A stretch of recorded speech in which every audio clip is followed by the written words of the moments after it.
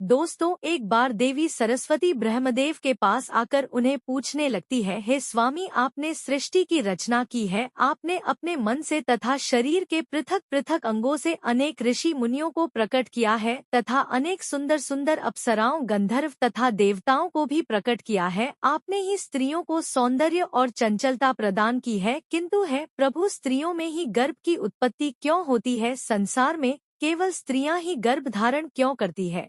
इसके पीछे क्या कारण है? यह कष्ट केवल स्त्रियों को ही क्यों सहन करना पड़ता है? तब ब्रह्मा जी मुस्कुराते हुए कहते हैं, हे देवी, आज आपने उचित प्रश्न किया है और यह बात सत्य है कि संसार में सभी रोगों और कष्टों से बढ़कर गर्भधारण का कष्ट होता है। गर्भधारण करने में स्त्रियों को अत्यधिक पीड़ा होती है। इस विषय में मैं आपको एक प्राचीन रहस्य सुनाता हूँ, जिसे आप ध्यान से पूरा सुनिए। जो भी स्त्री इस कथा का श्रवण करती है उसे अत्यंत गुणवान तथा रूपवान पुत्र की प्राप्ति होती है। देवी सरस्वती कहती है, हे प्रभु, मैं इस कथा को ध्यान पूर्वक सुनूंगी, कृपया आप इस कथा को कहिए। फिर ब्रह्मा जी कहते हैं, हे देवी, पुलस्त्य ऋषि का जन्म मेरे कान से हुआ था। पुलस्त्य ऋषि मेरे मानस पुत्रों में से एक है। मैंने उसे अनेक प्रकार की विद्याओं प्रदान की तथा उसके प्रकट होने का उद्देश्य उसे समझाया। फिर मैंने उसे संसार के कल्याण के लिए तपस्या करने का उत्तम कार्य सौंप दिया। मेरी ही आज्ञा से सत्य युग में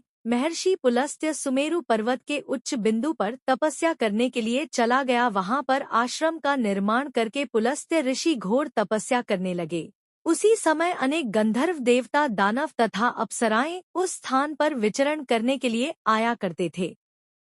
उन सभी की दृष्टि पुलस्त्य ऋषि पर पड़ी तो वे सभी उनकी तपस्या को भंग करने की चेष्टा करने लगे। उन्होंने पुलस्त्य ऋषि की तपस्या में अनेक बार विघ्न उत्पन्न करने का प्रयास किया। खेल खेल में अप्सराएं पुलस्त्य के तप को भंग करने का प्रयास करने लगी, उनकी तपस्या में बाधा निर्माण करने लगी। तभी पुलस्त्य ने क्रोध में आकर वहां पर उपस्थित सभी अप्सराओं और गंधर्व को यह चेतावनी दे दी कि आज के बाद जो भी प्राणी उनके सामने आएगा और उनकी तपस्या में विघ्न डालेगा, वह गर्भ धारण करेगा। पुलस्त्य ऋषि की ऐसी कठोर वाणी सुनकर समस्त अप्सराएं, गंधर्व आदि भयभीत हो गए और वहां से डरकर दूर भाग गए। उसी समय में पर्वत की कंध में ऋषि तृण बिंदु की कन्या हवि भुआ अपने माता पिता के साथ निवास करती थी। वह महर्षि पुलस्त्य के कहे गए वचन को नहीं जानती थी। फिर एक दिन वह अपनी सहेलियों को खोजते हुए सुमेरु पर्वत के उस स्थान पर चली गई जहां पर ऋषि पुलस्त्य तपस्या कर रहे होते हैं।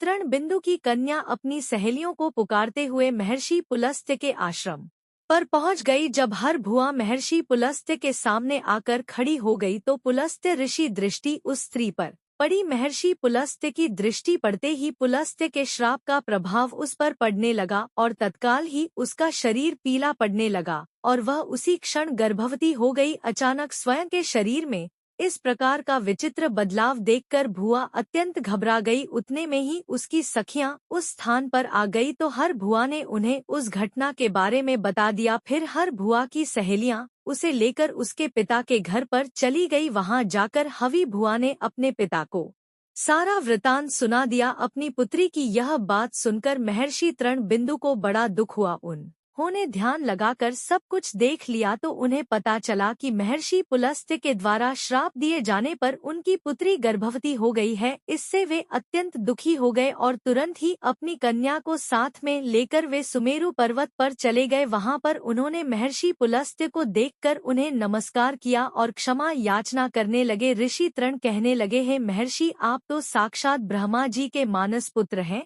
सारे संसार में आपकी कीर्ति है। आप परम दयालु और परम कृपालु है। आज मेरी पुत्री के द्वारा अनजाने में ही अपराध हुआ है। वह आपके द्वारा कहे गए कथन से अनजान थी। आप ही के श्राप के कारण आज मेरी पुत्री गर्भवती हो गई है। यह संसार की पहली स्त्री है जो गर्भवती बनी है। इसीलिए हे मुनिवर, अब मेरी पुत्री से कौन विवाह करेगा? इसे तो कलंक लग जाएगा। इसीलिए मैं आपसे प्रार्थना करता हूँ कि आप मेरी कन्या को पत्नी के रूप में ग्रहण कीजिए। मेरी कन्या सर्वगुण संपन्न है, उसके मन में किंचित मात्र भी दोष नहीं है। वह अनजाने में ही आपके श्राप को ग्रहण किया है। यह सदैव ही आपकी सेवा में तत्पर रहेगी। इस प्रकार से ऋषि तृण बिंदु ने आदर पूर्वक महर्षि पुलस्त्य से कुंती की तृण बिंदु के आदर सत्कार और स्तुति से महामुनि पुलस्त्य अत्यंत प्रसन्न हुए और हवि भुआ को दिए गए श्राप से उन्हें बड़ा दुख हुआ। फिर उन्होंने ऋषि तृण बिंदु को आश्वासन देते हुए कहा, हे मुनिवर, मैं आपकी स्तुति से अत्यंत प्रसन्न हूँ।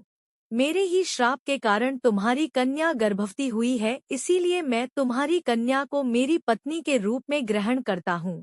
इसीलिए तुम अब चिंता न करो। इस प्रकार से महर्षि पुलस्त्य ने ऋषि तृण बिंदु की कन्या हवि भुवा को पत्नी के रूप में स्वीकार किया। उसके बाद तृण बिंदु की कन्या हवि भुआ महर्षि पुलस्त्य के साथ उनके आश्रम पर ही रहने लगी और दिन रात सच्चे हृदय से उनकी सेवा करने लगी। महर्षि पुलस्त्य भी देवी हवि भुआ की निस्वार्थ सेवा, पतिव्रता, धर्म और भक्ति से अत्यंत प्रसन्न हुए और उनसे कहा, हे देवी, मैं तुम्हारी सेवा और भक्ति से अत्यंत प्रसन्न हूँ, इसीलिए मैं तुम्हें मेरे ही समान पुत्र की प्राप्ति होने का वरदान देता हूँ। जिस समय तुम मेरे सामने आई थी उस समय में वेदों का पाठ कर रहा था और तुमने वेदों का श्रवण भी किया है, इसीलिए तुम्हारा पुत्र चारों वेदों में पारंगत होगा और समस्त संसार को वेदों का ज्ञान प्रदान करेगा। तुम्हारा यह पुत्र सारे संसार में विश्रवा के नाम से प्रसिद्ध होगा। फिर कुछ समय के उपरांत देवी हवि भुवा ने एक अत्यंत गुणवान पुत्र को जन्म दिया। महर्षि पुलस्त्य के कथन अनुसार उस पुत्र का नाम विश्रवा रखा गया। विश्रवा अपने पिता महर्षि पुलस्त्य के समान ही विद्वान, सत्यवादी और धर्म का पालन करने वाले थे। तो दोस्तों, इस प्रकार से महर्षि पुलस्त्य के श्राप के कारण ही संसार की स्त्रियां गर्भवती होती है। आपको यह कथा कैसी लगी कमेंट करके अवश्य बताएं और वीडियो को लाइक, चैनल को सब्सक्राइब करें और कमेंट में हर हर महादेव जरूर लिखें। धन्यवाद।